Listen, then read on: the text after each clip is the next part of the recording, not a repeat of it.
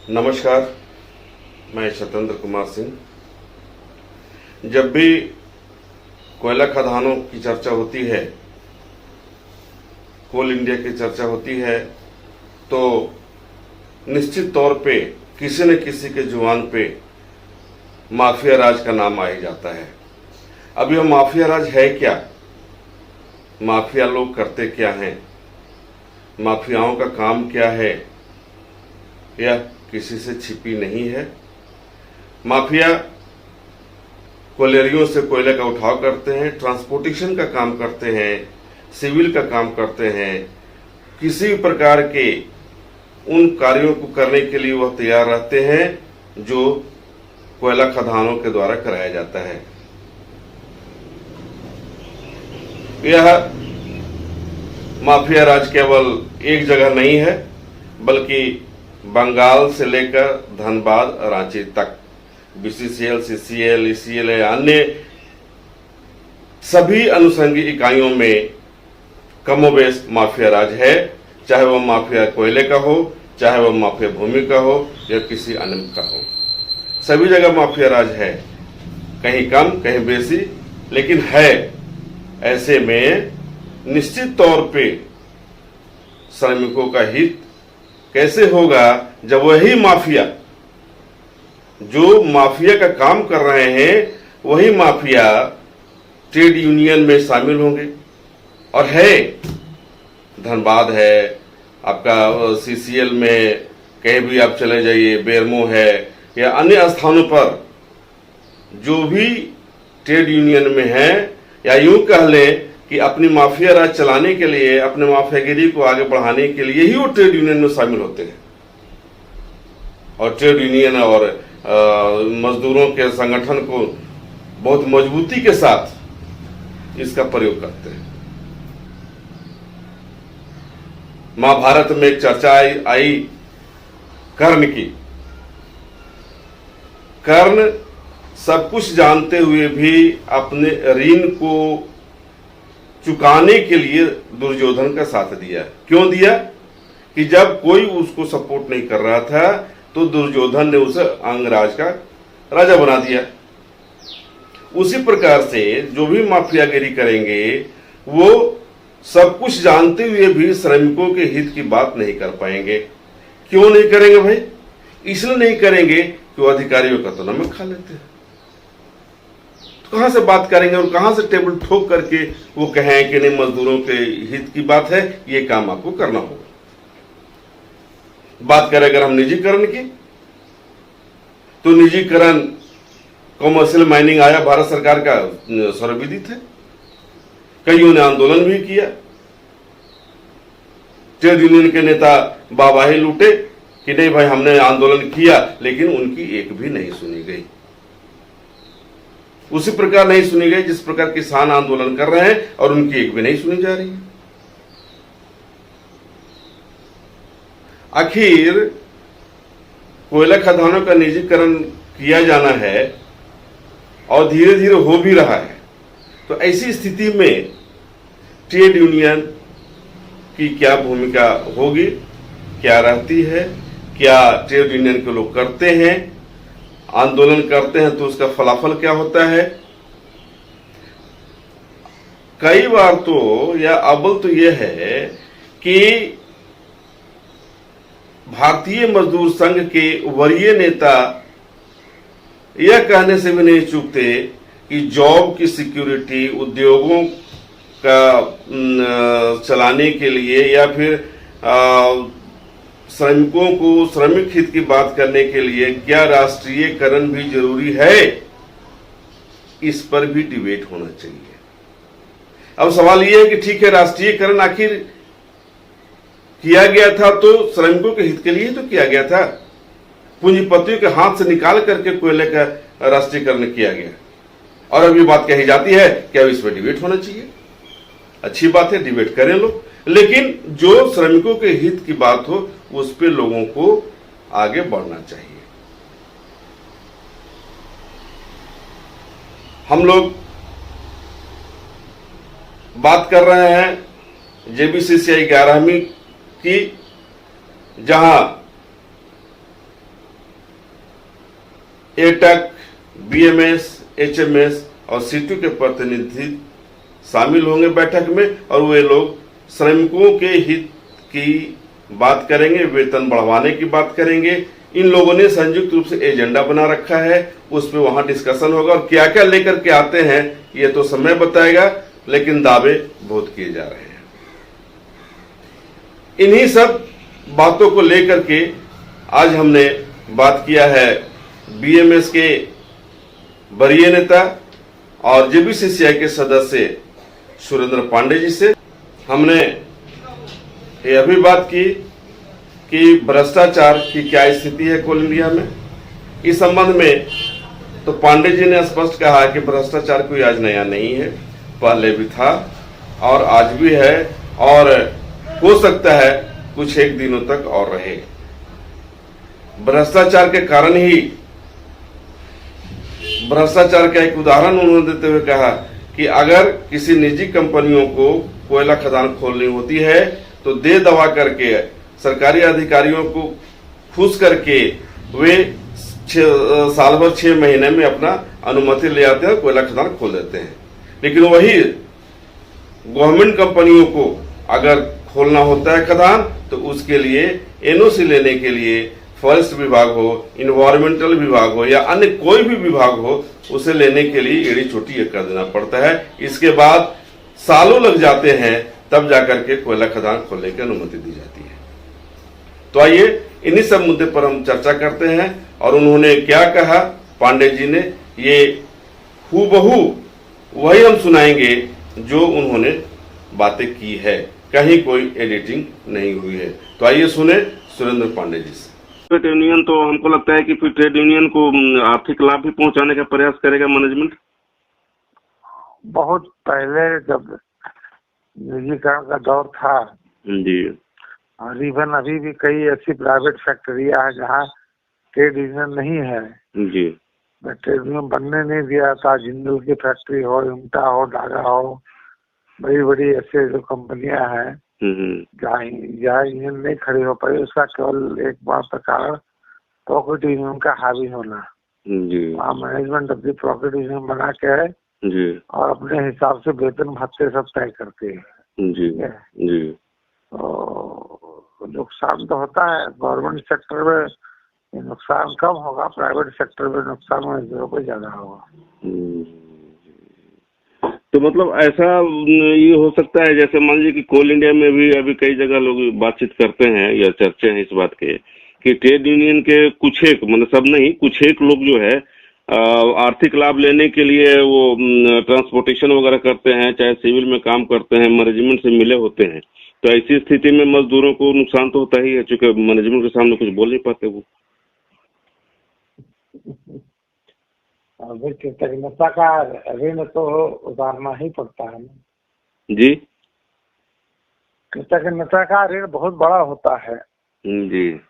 पूरा महाभारत में कर्ण जैसा पात्र और कर्ण जैसा बहादुर नहीं था। केवल अंग देश का राजा कूटनीति से दुर्योधन ने उससे बता दिया। तो यह जानते हुए कि सत्य जो है अर्जुन के पक्ष, दुर्योधन के पक्ष में नहीं है, वह उस ऋण को उतारने के लिए वो असत्य के पक्ष में युद्ध करता हुआ अपनी जान में दे दिया। लेकिन ऋण जो उतारने के लिए असत्य के खेमे में रह करके युद्ध किया है ना। तो ऋण तो बहुत बड़ी चीज होती है। जो किसी का नमक खा लेगा तो नमक का ऋण तो उतारने का प्रयास करेगा ना। इसलिए ईमानदार, धैर्यवान, चरित्रवान, राष्ट्रवादी यूनियन और उसके लोग को ही लाना मजदूरों को चाहिए ताकि ये खतरा कम ना रहे। नहीं, हमारा ये सवाल था कि क्या अभी भी माने ट्रेड यूनियन के कुछ एक लोग, सबकी बात मैं नहीं कर रहा, कुछ एक लोग ऐसे हैं जो आर्थिक लाभ लेने के लिए अपने या अपने परिजनों के नाम पर ठेका ट्रांसपोर्टिंग का काम कर रहे हैं? सर कोल इंडिया में आपसे छिपा है क्या? मैं आपसे सुनना चाह रहा नहीं देखिए, हमको अनुभव कम है क्योंकि हम जिस फील्ड में है एसईसीएल, यहाँ इसकी संख्या कम है जी। यहाँ माफिया राज जो है थोड़ा कम है हमारे यहाँ एसईसीएल में, ठीक है जी। नहीं है मैं नहीं कहता, लेकिन धनबाद से लेकर के बीसीसीएल से लेकर के रांची तक जी अगर बंगाल का हिस्से तक, ठीक है, जी कोयला माफिया, भू माफिया और तमाम कई प्रकार के माफिया, ये सारे लोगों का वर्चस्व रहा है शुरू से, जी जी है ना। जी उनका अपना काम क्या था, किसी सिपाही होना, ट्रांसपोर्टेशन का काम कई लोगों का था। जी हाँ, ऐसा नहीं, नेता नेता वहाँ नेता बनने का अर्थ भी एक दूसरी भाषा में कहा जाए तो नेता बनने का अर्थ भी ये था कि नेता बने तो कुछ आर्थिक लाभ होना चाहिए। जी जी, चाहे जिस रूप में। आर्थिक राजस्व हुआ भी है आपके यहाँ, तो देखने को मिला है शुरू से लेके आज तक जी रहे हैं लोग। लेकिन भारतीय मजदूर संघ में ये परंपरा नहीं के बराबर है, नहीं के बराबर है। जी, अन्य संगठनों में है। अभी तक का अनुभव देखने में आया है कि अन्य संगठनों में बहुत ज्यादा है। भारतीय मजदूर संघ में शायद ही रेयर ही सुनने में मिला होगा। जी और अगर कोई रहेगा तो उसका भविष्य अंधकार में है। साल 1.5 साल जो है वो एक्सपोज हो जाएगा, अगले बार वो रहने वाला नहीं भी है, उससे तय है। जी जी जी जी तो ये नहीं कह रहा हूँ किसी को कि कोई बिजनेस करना खराब चीज है, ठीक है ना। जी इस देश में कोई बिजनेस करेगा, ठेकेदारी करेगा, नहीं कर सकता, ऐसा मैं नहीं कह रहा हूँ, ठीक है ना। जी लेकिन मजदूरों की साख पर कोई चीज, साख पर बट्टा लगा करके या उनकी इंटीग्रिटी को गिरवी रख करके कोई अगर काम करना चाहे जी वो उचित नहीं होता। जी, इसके लिए मतलब बीएमएस आज की बेरोजगारी के जमाने में मैं ये नहीं कहता कि सबको नौकरी मिल जाएगी तो फिर सबको नौकरी मिल ही जाएगी, नौकरी नहीं है हर प्रकार से। स्वरोजगार की योजनाएं कई प्रधानमंत्री ने चलाई हैं, कई अलग अलग प्रकार की योजनाएं हैं, रोजगार है, सबको करना पड़ेगा पेट चलाने के लिए, लेकिन इसका अपना दायरा होना चाहिए। जी बस मजदूरों को उससे कोई नुकसान नहीं होना चाहिए और मजदूरों के तर्क के आधार पर उनके हितों को सामने रख करके या उनको हितों को गिरवी रख करके कोई ऐसा एग्रीमेंट या कोई धंधा या व्यापार करना उचित नहीं होता। जी जी जी। अच्छा, एक चीज तो ये जानना था कि जैसे और इन दिनों जो है जिस स्थिति जो बनते जा रही है, जैसे मान लिया जाए कि ओवरबर्डन कहीं है, कहीं कोयले के उत्पादन के लिए प्राइवेटाइजेशन किया जा रहा है, मतलब निजी हाथों को दे दिया जा रहा है, ट्रांसपोर्टर को दे दिया जा रहा है, चाहे वो कोई भी कंपनी हो। तो ऐसी स्थिति में ऐसा नहीं लग रहा है कि कोल इंडिया का राष्ट्रीयकरण जिस उद्देश्य से किया गया था वह उद्देश्य से भटकता जा रहा है और कंपनी को धीरे धीरे निजी हाथों में सौंपने की प्रक्रिया चल रही है? ये तो शुरुआत से ही हम लोगों का एजेंडा रहा है सरकार की। तो ये जो कैप्टन मैन बिल लेकर के आई सरकार, कैप्टन मैन बिल में खदानों को निजी कंपनियों को दिया गया कोयला निकालने के लिए, कहा गया कोयला निकालेंगे बेचेंगे नहीं, लेकिन सारी कंपनियां कोयला भी निकालती थी, बेचती भी थी जी। और आज तो कमर्शियल माइनिंग सरकार लेकर के आई है। आज तो खुले तौर पर ऑर्डिनेंस लेकर के आई है कि निकाल भी सकते हैं और बेच भी सकती है। मतलब ये कि बीएमएस जो है वो कोयला खदानों के निजीकरण का समर्थन करती है, कुल मिला के ये कहा जाए समर्थन करती है। हम निजीकरण, किसी भी उद्योग के निजीकरण के पूर्ण विरोधी है, समर्थक नहीं है, मतलब ऐसे कर देते। सारी लड़ाई लड़ते हुए आज मोदी गवर्नमेंट के खिलाफ कमर्शियल माइनिंग को लेकर के हड़ताल करने में बीएमएस की अग्रणी भूमिका थी। अभी 3 दिनों की हड़ताल जो मोदी सरकार के जमाने में रिजिम में भी हमने किया पिछले साल, इसमें हमने अगुवाई किया तो समर्थन कहाँ किए थे निजीकरण का, तो हम विरोध किए हैं सरकार की कमर्शियल पॉलिसी का और सबको लेकर के 3 दिन खदान बंद कराए हैं। तो हम तो पूर्ण रूप है इसके विरोधी है, शुरू से भी विरोधी थे, आज भी विरोधी है। नहीं, जैसे आप बताया ना कि सरकार का ये नीति रहा है, तो उसमें हमको लगा कि कहीं बीएमएस विरोधी तो नहीं है। नहीं नहीं नहीं नहीं नहीं, देखिए कोई भी चीज, किसी भी उद्योग का निजीकरण, मैं ये नहीं कहता हूँ कि केवल राष्ट्रीयकरण ही उसका विकल्प है जी। ये, इस पर भी डिबेट हो सकती है जी। अगर डिबेट इंटेलेक्चुअल डिबेट करनी हो तो 4-5 लोगों को बुलाइए, डिबेट हो सकती है। जी क्या राष्ट्रीयकरण ही इलाज है उद्योग का? ये एक पुराना पैटर्न है, लेकिन जब तक राष्ट्रीयकरण है ना, जी उससे बढ़िया कोई चीज नहीं हो सकती है। लेकिन अगर सरकार एक तरफा बिना ट्रेड यूनियन को विश्वास में लिए राष्ट्रीयकरण को निजीकरण बदल रही है, तो ये सरकार की नीति ठीक नहीं है, है ना। जी आप ट्रेड यूनियन से चर्चा करिए, बातचीत करिए, आपकी समस्या क्या है बताइए, जी कमर्शियल माइनिंग क्यों ला रहे हैं बताइए, निजी मालिकों को खजाने दे रहे हैं बताइए। जी जी हम भी सोचेंगे कि क्या आपकी मजबूरी है, क्या हमारी कमियां हैं। लोग बताते हैं 45-50 मिलियन टन कोयला विदेश से आता है, हम नहीं पैदा कर सकते हैं, सरकार कहती है।